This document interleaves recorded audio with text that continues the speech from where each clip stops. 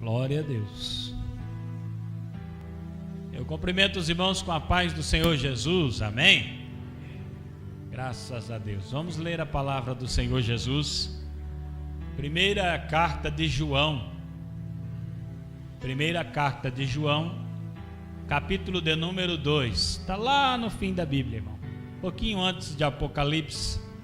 Aí tem uma epístola de Judas e depois 3 cartas de João. Nós vamos ler na primeira carta de João, no capítulo de número 2. Aleluia. João é o apóstolo do amor, o discípulo amado de Cristo. Amém, graças a Deus. Aleluia. Sabia que João era o mais jovem discípulo de Cristo? Dos discípulos, ele era o mais jovem e o mais íntimo também. Ele é aquele que se reclinava no peito de Jesus. Aleluia. É de João que Jesus disse: importa que este viva. Aleluia. E João foi o apóstolo duro de matar, porque não conseguiram matar. Morreu de velho. Todos os outros foram martirizados. Um em cruz, outro decapitado, um na espada, de todo jeito. Mas João não teve jeito, irmão. Colocaram ele dentro de um óleo fervendo, um tornel de óleo fervendo. Colocaram: agora tu morre. Tiraram de lá ileso. Quando viram que não tinha jeito de matar, jogaram na ilha de Patmos. E que bênção que João foi para a ilha de Patmos, porque lá Deus deu-lhe a revelação do livro de Apocalipse. Mais tarde ele saiu da ilha de Patmos, que era considerada uma pena de morte, e foi pastorear a igreja de Éfeso ainda, e pastoreou por mais ou menos uns 6 anos. Então, calcule, morreu de velhinho. Aleluia. Se eu vivesse nos tempos de João, uma das coisas que eu queria fazer era ir na casa dele, ouvir alguma coisa. Aleluia. Então, epístola de João, capítulo de número 2. O versículo que nós vamos ler é um versículo 19. Aleluia. Versículo de número 19 do capítulo de número 2. Diz assim: saíram de nós, mas não eram de nós. Porque se fossem de nós, ficariam conosco. Mas isto é para que se manifestasse que não são todos de nós. Pode se assentar, é isso mesmo. O tema da mensagem de hoje é infiltrados. Infiltrados, pessoas que se infiltram, que estão, mas não são. Estão lá, mas não são. E uma das coisas que eu aprendi bem cedo na minha caminhada cristã é que a vida cristã não é um mar de rosas. A vida cristã é uma batalha. A partir do momento que você aceitou a Jesus, decidiu caminhar com Cristo, você entrou numa guerra. Você se alistou na mais poderosa, na mais alta guerra do universo, que é a guerra espiritual.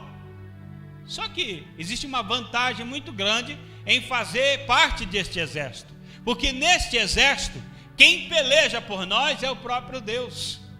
E Paulo disse: se Deus é por nós, quem será contra nós? Mas a verdade é que você está em uma batalha. É uma batalha renhida, uma batalha travada.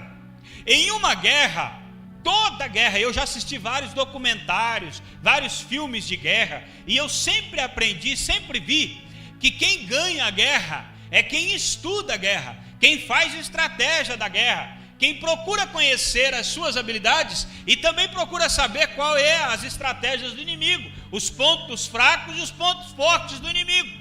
Qualquer vencedor de guerra é aquele que estuda bem as estratégias, tem boas estratégias para vencer e também sabe a maneira como o inimigo se comporta, Sabia que um goleiro, por exemplo, de um time de futebol, antes dele ir jogar a partida, ele estuda os batedores daquele time, como é que bate, como é que chuta a bola, como é que faz, como que aquele time se comporta, se trabalha mais para frente, trabalha mais para trás. Se o time não faz isso, eles perdem. Por quê?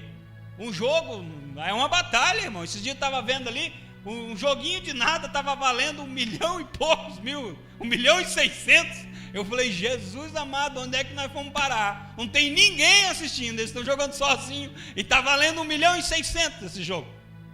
Então, preste bem atenção, a vida cristã não é diferente. Você está pensando que você vem para a igreja e pode cruzar os braços, porque você já é muito mais do que vencedor em Cristo Jesus, que você vai para o céu sem fazer curva? Se você pensa assim, você está errado, equivocado.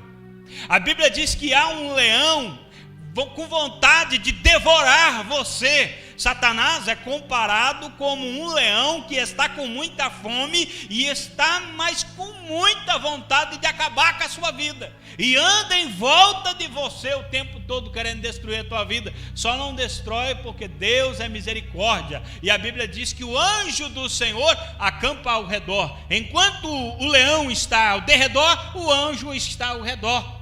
Mas isso é uma batalha. Se o diabo soubesse que não tinha nenhuma chance, o que ele ia ficar fazendo em derredor? Se ele está em derredor é porque ele pensa, se uma brecha se abrir, eu acabo com a vida dele. Assiste um documentário aí dos leões. Veja como os leões agem. Eles estão procurando, espreitando uma estratégia, uma abertura. Um desatento que sai do grupo, fica meio fora de onde é que eu estou, e os leões atacam e destroem. É a mesma coisa na igreja. Se o crente não se liga, não entra, não fica na dimensão do Espírito, está dando brecha. E quando essa brecha vai abrindo, quando menos espera, o inimigo ataca. A vida cristã é uma batalha. Mas só que o pior não é o mal que vem de fora, irmão. O que vem de fora você já sabe. Ou você não sabia que o diabo é teu inimigo? Você sabe. Você sabe que o mundo te odeia. Se não sabia, agora está sabendo. O mundo te odeia, o mundo não ama você. Quem ama você é Deus, Jesus. Jesus, o Espírito Santo, Deus ama você. O mundo te odeia, o mundo não quer o seu bem, o mundo quer acabar com você. O mundo te odeia, Satanás te odeia. Agora, o que é pior numa batalha é o inimigo, não o inimigo que está lá fora, mas o inimigo que está aqui dentro. Esse é perigoso. Qualquer batalha bem travada tem os espiões que vão sondar. Lembra de Jericó? Josué mandou os espias espiarem como é que era. Espiou a terra, voltou e trouxe a notícia. Olha, a terra é assim. Os espiões, os infiltrados. E você pode achar que não, mas Satanás tem os seus infiltrados dentro da igreja também. Pessoa que diz que é, mas não é. Esses tempos atrás eu assisti um documentário, uma pregação mesmo, de um pastor, e ele disse que ele teve uma revelação, uma visão de Deus, e ele foi ao inferno. E naquela visão que ele foi ao inferno, ele viu o diabo e os demônios fazendo uma reunião. E a pauta que estava na reunião dos demônios era o seguinte: o que a gente vai fazer contra a igreja? Porque a gente tira crente da igreja, vai outro crente lá e prega para ele, e ele volta para a igreja. A gente vai lá e tira outro, mas eles vão atrás, e esse tal de amor traz de volta, e a gente não sabe mais o que fazer. E o diabo disse: nós vamos fazer o seguinte, nós não vamos mais tirar da igreja. Não adianta tirar, tira e eles voltam. Vamos fazer o seguinte, nós vamos machucar e vamos deixar lá dentro da igreja. Porque machucado dentro da igreja, além dele não ir para a eternidade com Deus, além dele não ir, ele ainda vai machucar alguém lá dentro. Porque ele está ferido, então qualquer coisa ele dá-lhe espetada nos outros. Ele está cheio de problema, irmão, ele não está resolvido. Crente resolvido não tem problema, irmão. Você fala para ele que vai passar com um caminhão por cima, ele fala: mas por que, irmão? O que eu fiz? Agora um não resolvido, um crente sem solução, que não tem a vida resolvida, Você fala que vai passar por ele já quer te saber por que você está passando por ali. O que você tem a ver com a vida dele? É muito problemático, porque ele não está resolvido. E o que tem de pessoa que não é bem resolvida dentro da igreja, você não tem noção. Pessoa que não tem um encontro real com Cristo, está na igreja, mas não faz parte ainda. Esses são o maior perigo que existe dentro da igreja. Pessoa que está, mas não é. Isso é um perigo.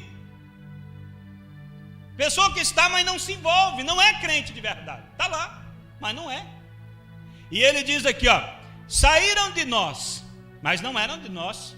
Porque se fossem dos nossos, ficariam conosco. Mas saíram por quê? Porque para que se manifestasse que eles realmente não são dos nossos. Por que ele está falando isso? Porque nessa época aqui que ele está escrevendo a carta, tipo lá 80, 90 depois de Cristo, já havia muitos falsos ensinadores, muitos homens rebeldes, homens que ensinavam contra a verdadeira doutrina e saíram do meio da igreja para ensinar coisas erradas. E vai lá, Atos capítulo 20 e versículo 29, Paulo diz o seguinte: eu sei que logo após a minha partida, lobos ferozes se infiltrarão por entre a vossa comunidade e não terão piedade do rebanho. Deixa eu só alertar uma coisa para você. O trabalho de Paulo em Éfeso são 3 anos de trabalho. Ele trabalhou em Éfeso 3 anos ensinando todo dia. Diz a Bíblia que toda a Ásia Menor daquela época ouviu a palavra de Deus através do trabalho de Paulo. Agora ele está partindo. E quando ele está saindo, ele diz isso aqui, ó: eu sei que depois da minha partida, lobos ferozes, homens disfarçados de lobos, ovelhas que não são ovelhas, mas são lobos, se infiltrarão entre vós. Lobo, ele é o predador da ovelha, ele é o assassino de ovelha. Lobo é assassino de ovelha. Ele só quer se beneficiar da carne da ovelha, só quer se beneficiar da vida da ovelha. Lobo, e ainda Paulo diz aqui, ó, não terão piedade, sem compaixão, sem piedade nenhuma. Nesse tempo aqui, o que aconteceu é que apareceram aqueles chamados de judaizantes, que na época diziam que aquilo que Cristo fez estava muito bom, mas só que ainda precisava que fosse cumprida a lei. Se a lei não fosse cumprida, aí então não valia. Você tinha que continuar cumprindo a lei, ter Cristo, mas continuar cumprindo a lei. E esse povo fez um estrago muito grande na igreja daquele tempo. Segundo Pedro, capítulo 2 e 1, diz assim, ó: também houve entre vós falsos profetas, como também haverá entre vós falsos doutores, falsos mestres, que introduzirão encobertamente, preste bem atenção, introduzirão encobertamente heresias de perdição, e negarão o Senhor que os resgatou, negarão a Jesus, trazendo sobre si mesmos repentina destruição. Agora eu quero destacar aqui que o Pedro está dizendo, introduzirão encobertamente. É aí que está o perigo, irmão. O falso mestre, ele não vem dizendo assim, ó pessoal, o que eu estou falando aqui não é a verdade, o que eu estou falando aqui é uma mentira. Não, ele vem dizendo que aquilo ali é a verdade. Esses tempos atrás eu estava vendo um pastor pregar, e o pastor estava falando um monte de coisa errada, mas um monte de coisa fora de Bíblia, só estava querendo o dinheiro do povo. Daí eu falei para quem estava comigo, falei, tá vendo esse camarada aí, ó? Esse camarada aí é mais perigoso do que qualquer macumbeiro, qualquer feiticeiro que tem no Brasil. Sabe por quê? Porque o macumbeiro, feiticeiro, você já sabe, é macumbeiro, é feiticeiro. Agora esse aí você pensa que é pastor, você pensa que é um homem de Deus, você acredita nas palavras dele. Aí quando você começa a dizer, olha, o pastor falou, não é assim. Não, mas o pastor falou. O pastor não ia falar uma mentira. O pastor não ia ensinar uma inverdade. Você acredita na palavra porque é pastor. Só que aqui Pedro está dizendo assim, ó, cuidado, porque haverá falsos ensinadores, falsos mestres que introduzirão, vão colocar encobertamente. Quando você perceber, já está lá no meio, está todo mundo com aquela conversa.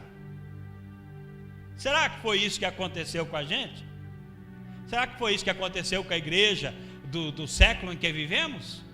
Muita coisa, muita heresia foi introduzida no meio, e o povo hoje já nem compreende mais o que é verdadeiro evangelho.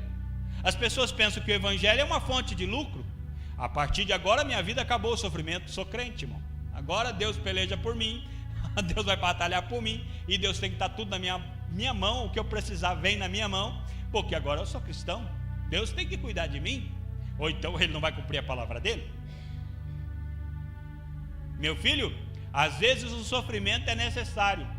Às vezes um sofrimento vale muito mais do que muitas vitórias que você está sonhando em ter. Às vezes você está brigando com Deus por um carro, faz muito tempo, Deus, eu quero um carro, eu quero um carro, eu quero um carro. E Deus, que é o Todo-Poderoso, sabe que se te der um carro, você morre. Mas você quer um carro.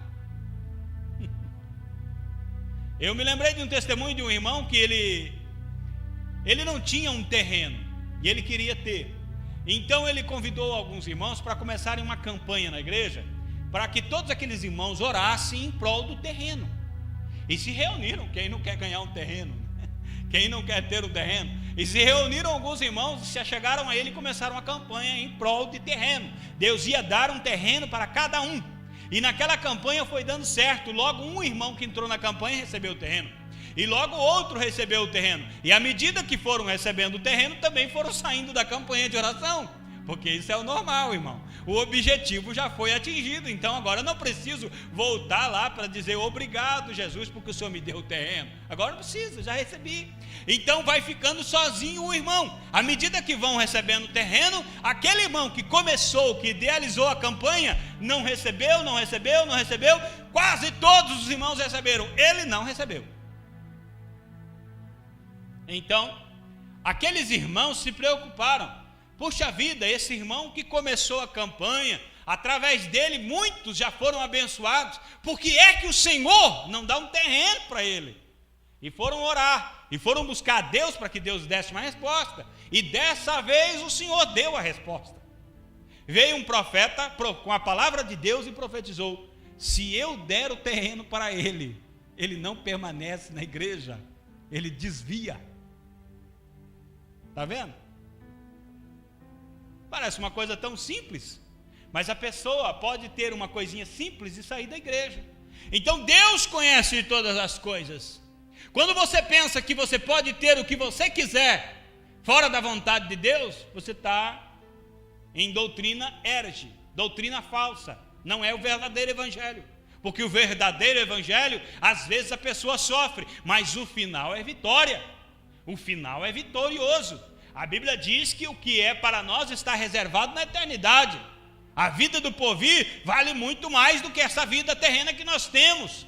E a vida terrena que nós temos, um verdadeiro cristão, mesmo em sofrimento, ainda está contente com Cristo, está feliz. A Bíblia diz que os discípulos ficavam felizes por serem achados dignos de padecer pelo nome de Cristo.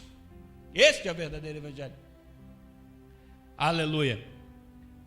Judas, a epístola de Judas, capítulo 1 e versículo de número 4, diz assim, ó: porque se introduziram alguns que já antes estavam escritos para este mesmo juízo, homens ímpios que convertem em dissolução a graça de Deus e negam a Deus, único dominador e Senhor nosso Jesus Cristo.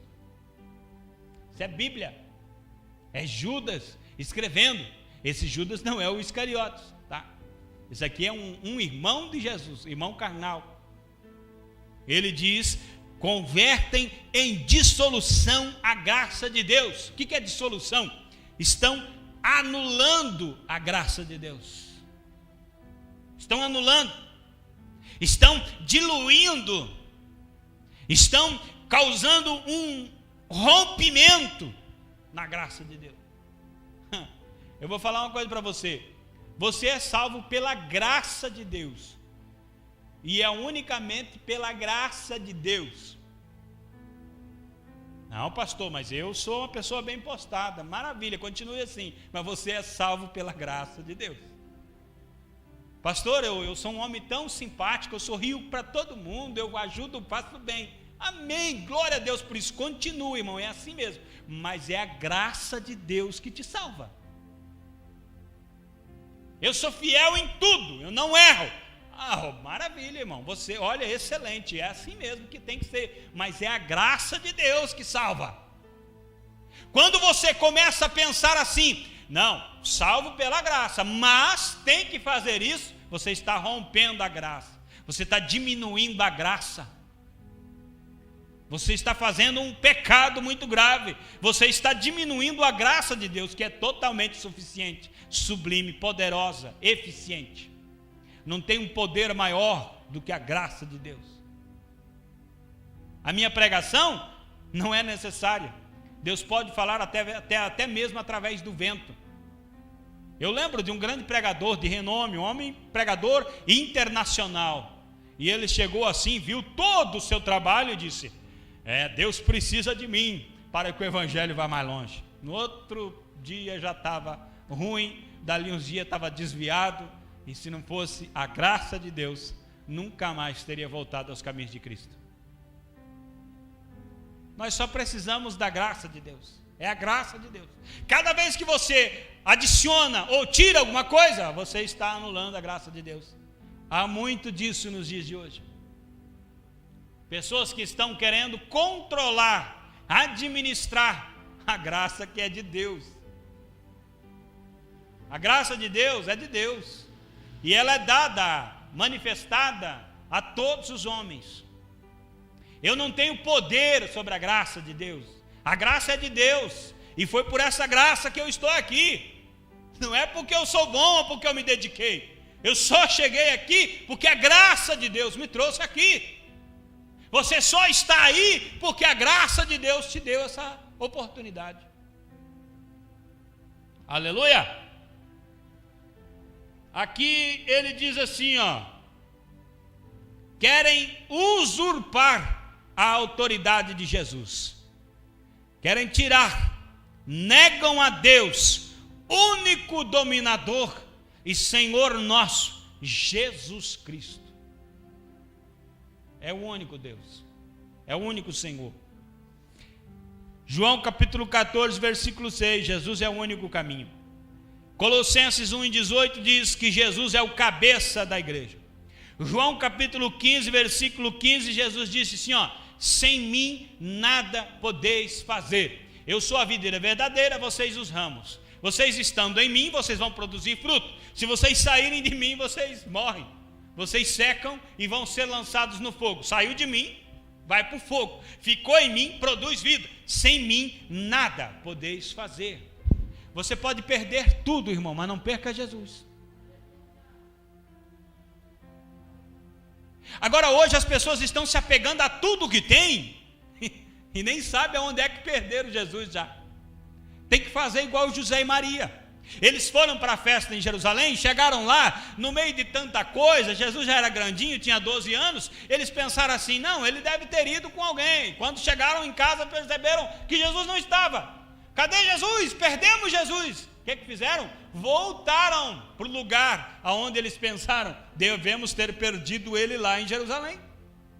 Devemos ter perdido ele lá na capital, onde nós estávamos. Eles voltaram. Tem gente que está procurando Jesus, mas indo em outra direção. Você nunca vai achar. Para você achar, você tem que voltar ao lugar. O caminho que você fez, volta, porque você perdeu nesse caminho. Volta lá, volta para trás. Recua, retrocede. Às vezes abrir mão, retroceder, voltar atrás é difícil, mas arrependimento é isso, voltar atrás. Volta atrás, retrocessa, para. Puxa o freio de mão, segura um pouco, procura ajuda. Imagina se José e Maria vai procurar Jesus e não pergunta para ninguém. Não vai a lugar nenhum. Não, Jesus vai ter que vir até nós. Não é bem assim não, irmão. Eles fizeram um plano, eles arquitetaram, pensaram onde nós perdemos. e procuraram até encontrar. Se perdeu, procura e acha. A Bíblia diz que quem procura, acha. Aleluia. Segundo Timóteo 3:6, agora tem uma palavra muito forte aqui, irmão.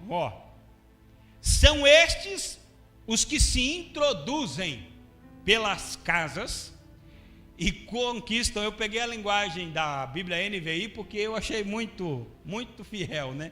E conquistam mulherzinhas, mulherzinhas sobrecarregadas de pecados, as quais se deixam levar por toda espécie de desejos. Não, isso deve ser coisa da cabeça do irmão. É Bíblia, segundo Timóteo 3:6. Se você lê em qualquer linguagem, é isso que está dizendo. Às vezes as palavras são diferentes, mas o texto é esse. Homens que não estão mais na fidelidade de Deus, mas postados como homens de Deus, se introduzem nas casas e vão atrás daquelas mulherzinhas, aquelas irmãs que estão na igreja, mas dá para ver que não é bem crente, e vão lá praticar o mal, praticar o erro. Será que nós estamos vendo isso nos dias de hoje? Meu Deus, irmão, eu sei de cada história que não convém falar.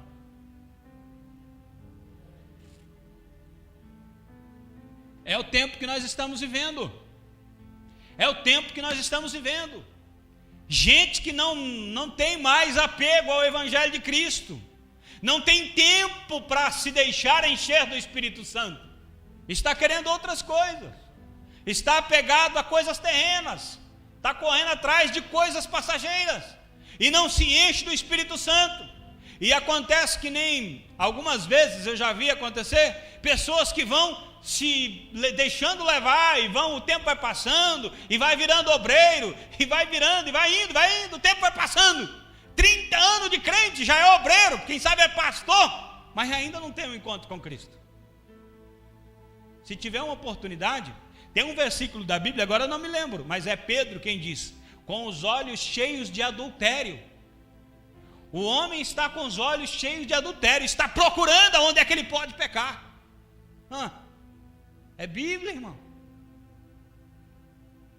Vai lá. É boa de ouvir a mensagem do irmão Paulo, né? Bem suave. Sorrateiramente. São homens sorrateiros. Eles se introduzem sorrateiramente, como cobras, como serpentes, entram nas casas. Homens ímpios, desavergonhados. Eu conheço uma jovem, uma mulher que a vida dela está destruída, exatamente por causa de um cidadão assim. O cidadão foi capaz de perverter a história entre o casamento, tipo, falou para o rapaz assim: a tua mulher vai te trair. Aquela mulher, olha, é pastor que eu estou falando. O pastor falou para o membro: a tua mulher não é fluxicheira, irmão, a tua mulher está dando em cima de mim. E o irmão disse: não pode. Pois, estou te falando. E falou para o rapaz que a mulher estava dando em cima dele, e falou para a mulher: e teu marido, mas ele não quer você não, e já tem outra família já. Fez esse, comprou, sabe por quê? Porque ele estava interessado na irmã. Ele pensou: eu separo os dois e depois você chega. Pode um negócio desse? Tem algum temor de Deus? Sabe para onde está indo? Alguma vez olhou nos olhos de Cristo uma pessoa assim? Nunca. É pessoa que está introduzida no meio, mas não tem nada. Não é nada, é só estar ali, mas não é. Isso tem muito, irmão. Estou trazendo essa mensagem para vocês, para despertar. Cuidado, cuidado. Não é porque está do teu lado que verdadeiramente é, porque às vezes não é. Cuidado, às vezes o irmão está dando paz do Senhor, mas o coração está longe de Deus, não tem paz para dar. Está dizendo paz do Senhor porque é costume de todo mundo, paz do Senhor, e está junto. Aprendeu assim. 2 Timóteo 4:3. Virá tempo em que não sofrerão a sã doutrina. não conseguirão, não vão suportar mais. Tendo comichão nos ouvidos, coceira nos ouvidos, amontoarão para si, atrairão para si doutores, mestres, ensinadores, conforme as suas próprias concupiscências. Não aceitam mais essa doutrina, não aceita mais. A doutrina verdadeira não é aceita. Sã doutrina quer dizer doutrina correta, ensinamento correto, Bíblia verdadeira, pura, não adulterada. Quando existe adulteração, é porque não é sã doutrina. Quando é baseada em conceitos mundanos, entre tantas coisas, já não é a sã doutrina. Se a nossa igreja é regida pela palavra de Deus e por ensinos de Paulo Zang, ou por ensinos de Merlin, não sei de quem, então não é a sã doutrina. Porque a igreja tem que ser regida apenas, unicamente, exclusivamente pela palavra de Deus. O homem de Deus que está falando tem que ser submisso, servo da palavra de Deus. A palavra de Deus está acima dele, ele não está acima da palavra. Se ele estiver falando e a palavra contraria ele, ele deve se calar, porque a palavra é a autoridade dele, não. Sabe quem manda na igreja? O Espírito e a palavra. Esses dois mandam, tem poder. Se o Espírito falar, cale-se todo mundo, o Espírito está falando. Se a palavra está falando, cale-se todo mundo, é a palavra que está falando. Essa é a autoridade da igreja. Se nós submetemos a qualquer coisa, mas não submetemos à palavra, é porque a coceira nos ouvidos está fazendo com que nós queremos coisas como o nosso desejo. Eu tenho um desejo muito grande, irmão, por alguém fala para mim que tem que ser assim. Escuta, se eu falo que o evangelho é diferente, resolve o problema? O evangelho passa a ser diferente? Não. Se você quer chegar no céu de graça, sem pagar preço nenhum, irmão, eu quero chegar no céu sem precisar se preocupar com santidade, com nada. Quero viver na carne. Prega esse tipo de mensagem para mim. Aí eu vou lá e prego esse tipo de mensagem para você. Mudou a palavra de Deus? Agora realmente pode você chegar no céu desse jeito? Não. Você só ouviu aquilo que você queria ouvir, mas a palavra de Deus continua sendo a mesma. Você acha que as pessoas serão julgadas pelas palavras que os pregadores pregaram? Pelo jeito que os pastores ensinaram? Não, os homens serão julgados pela palavra de Deus pura e verdadeira. Não é pela minha maneira de crer. Eu creio que o céu é vermelho. Então o céu tem que ser vermelho. Não, o céu continua no mesmo lugar, do mesmo jeito que é, irmão. Não se molda a sua maneira de pensar ou crer. Deus é verdade, justiça, santidade. Ele disse, sede santos porque eu sou santo. Se você não crê assim, não vai mudar. Deus continua santo e continua bradando, sede santos porque eu sou santo. A verdade de Deus não se altera porque eu tenho vontade de ouvir diferente. Esse texto foi escrito para nós, irmão. Sentirão coceiras nos ouvidos. E a coceira é um negócio, eu não sei se vocês já viram, mas eu já vi gente assim, ó, na parede, assim, ó. O que está fazendo aí, irmão? Coceira nas costas, não consigo coçar com a mão. Aí eu estou esfregando as costas na parede. Porque coceira só alivia de um jeito, coçando. Eu tenho um jeito de curar essa coceira. Conversão. Converta-se a Cristo. Converta-se ao verdadeiro evangelho. E essa coceira vai ser eliminada. Vai parar de ouvir as coisas conforme você quer ouvir. Evangelho de Cristo é evangelho de confronto, irmão. É evangelho que vai confrontar você. E você vai ter que se voltar para Deus ou ficar do jeito que você está. Quer ver um negócio? Chegou um rapaz em Jesus e disse: bom mestre, o que hei de fazer para ser salvo? Jesus falou: você conhece a lei? Conhece os mandamentos? Sim, conheço, eu cumpro os mandamentos desde minha mocidade. E Jesus falou: só te falta uma coisa, se você quer ser perfeito, vai, vende tudo o que você tem, dá aos pobres, terás um tesouro no céu, vem e segue-me. a proposta pela visão espiritual é a melhor de todas. Pela visão espiritual, ele ia conquistar um tesouro no céu, porque ele deu tudo que tinha para os pobres, e ainda ia ser discípulo de Cristo, e talvez o nome dele ia estar aqui na Bíblia, como um dos apóstolos, ou um dos discípulos de Cristo, que fez história na igreja. Mas só que pelo lado carnal, né?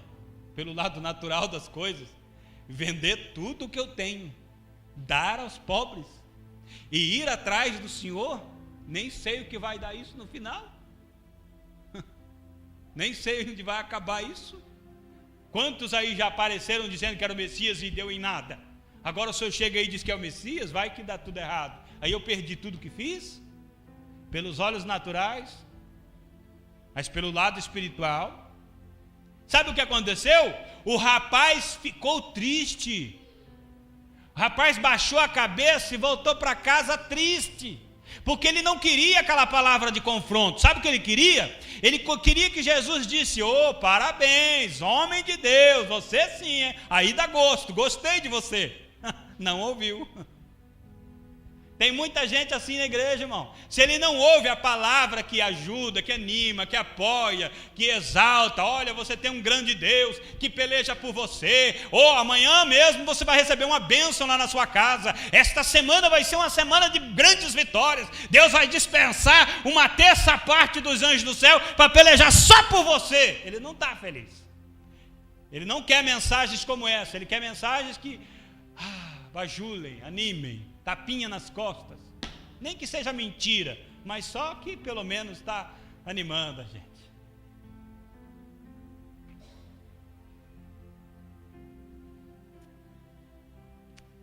Colossenses capítulo 2 e versículo 8, para mim encerrar a mensagem.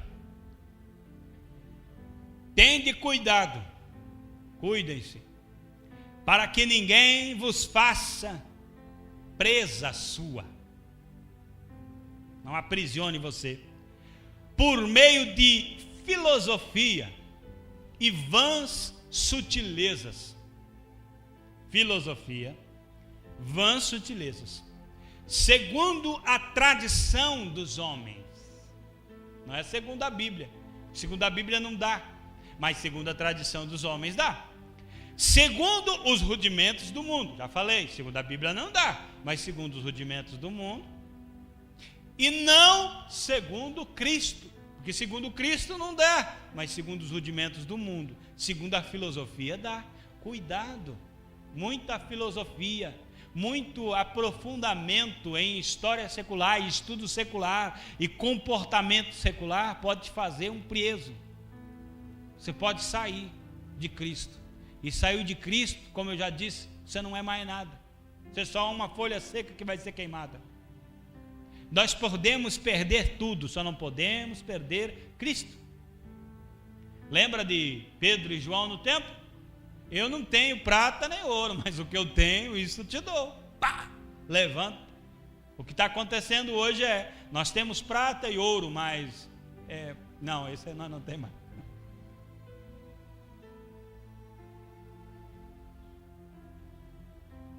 Saíram de nós, não suportaram a sã doutrina. Aqui no capítulo 2, ele está falando sobre os anticristos. No 18 ele fala: filhinhos, é já a última hora. Como ouviste que vem o anticristo, muitos agora têm se feito anticristos. E por isso já conhecemos que é já a última hora. Aí vem o versículo 19. Saíram de nós, mas não eram de nós, porque se fossem de nós, estariam conosco. São pessoas que são anticristos, por isso eles não permanecem. Tem um versículo da Bíblia que diz: aquele que usa de engano não permanecerá na minha casa. Não sei a referência, mas está na Bíblia. Dá uma lida na Bíblia inteira que você acha, irmão. Negam a divindade de Cristo. Eles querem adaptar o evangelho de Cristo às suas próprias paixões. São verdadeiros anticristo. E como a igreja de Cristo não aceita esse tipo de coisa, eles têm que sair e montar a sua panelinha. Tem que montar o seu grupinho. Não suportam essa doutrina. Não conseguem mais. Então eles saem. e eles querem ouvir aquilo que lhes agrada. E eles não suportam. São obstinados, insubmissos, rebeldes, não aceitam o senhorio de Cristo, não são submissos a autoridades, não se submetem e se consideram revolucionários. Sabia que a maioria dos rebeldes, eles acham que estão fazendo uma grande revolução? Lembrei do pastor Abílio Santana. Um rapaz chegou nele e disse assim: pastor, esse pastor nosso está muito velho, esse pastor já não está com nada, vamos tirar esse pastor? Eu já tenho uma grande parte da igreja comigo, o senhor está do meu lado? Ele disse: eu estou do teu lado. Então vamos lá falar com ele? Vamos, estou do teu lado. O senhor está do meu? Estou do teu lado. Chegaram lá, antes dele abrir a boca, o pastor Abílio falou assim: pastor, esse rebelde aqui quer dividir a igreja, diz que já tem 1/3 da igreja do lado dele, e o senhor tem que dar um jeito de excluir isso logo. Mas o pastor disse que estava do meu lado. Mas não estou aqui do teu lado, infeliz. Eu e você aqui um do lado do outro. Rebelde, irmão, ele pensa que está fazendo uma revolução. Olha, eu vou revolucionar, eu sou demais, eu sou diferente, eu tenho ideias, estratégias. Você não tem nada. Você precisa do Espírito Santo de Deus, porque o Espírito Santo de Deus tem a estratégia certa, tem a palavra certa, tem o momento certo, tem tudo certo, e você só tem ideias, só planos que não dão em nada. Deus é que é poder, irmão. Se Deus mandar esperar, é melhor esperar. Se Deus mandar sair, o que você está fazendo esperando? Já devia ter ido. Então, o que é que os homens se julgam revolucionários, quando na verdade são rebeldes, obstinados, que não conseguem se submeter à autoridade? Tem muitos que saem do nosso meio porque pensam que a obra de Deus é fonte de lucro. E lá em 2 Timóteo, capítulo 6, diz que o amor ao dinheiro é a raiz de todos os males. O amor ao dinheiro é a raiz de todos os males. Em Atos dos Apóstolos, capítulo de número 8, do versículo 18 ao 20, está escrito que Filipe vai a Samaria e faz um avivamento, irmão. Filipe prega e a Samaria vai se convertendo aos montes. Até um cidadão por nome de Simão, que era mágico, está junto com Filipe. Aí, por causa disso, Pedro e João são enviados lá para Samaria, para levar mais consolidação ao evangelho que está sendo pregado. E quando Pedro e João chegam lá, começam a impor as mãos sobre as pessoas, e as pessoas recebem o batismo do Espírito Santo, e começam a falar em línguas e profetizar. O Simão, quando vê aquilo, fala: nossa, tive uma ideia. Tive uma grande ideia. Me dá esse poder para que eu possa também impor as mãos sobre alguém e elas receberem isso. Eu pago o que for necessário, mas me dá isso. Não era bem convertido, né, irmão? Estava no meio da igreja, estava junto com a igreja, mas não era convertido ainda. E Pedro o reprovou severamente. Pedro chegou a dizer: seja para a tua perdição esse dinheiro que você está oferecendo, porque você julgou que a graça de Deus se compra com dinheiro. Se o Pedrão vir pregar nos nossos dias, misericórdia. É muito Simão aí por aí. É muito mágico por aí. Muitos púlpitos cheios de mágicos fazendo magia e querendo glória para si, estufando o peito, e olha eu aqui de novo. Eu lembro que eu fui filmar um rapaz uma vez, irmão, e ele era famoso porque era, tipo assim, usado em cura. Não, irmão, o rapaz impor a mão e a enfermidade vai embora. Eu falei: que bênção, né? Quando ele viu que eu instalei as câmeras na igreja, que o culto ia ser filmado, ele me procurou. Ele chegou: irmão, o irmão vai filmar? Sim. Irmão, eu quero, olha, meu ministério é o ministério de cura, irmão. Eu ponho a mão e Deus cura mesmo. Então é o seguinte, eu quero que o irmão foca bem. Quando eu estiver orando por alguém, as pessoas, eu quero que o irmão foca bem. Na hora que ele estava falando, eu já me senti mal. Eu falei: esse negócio não é de Deus, não.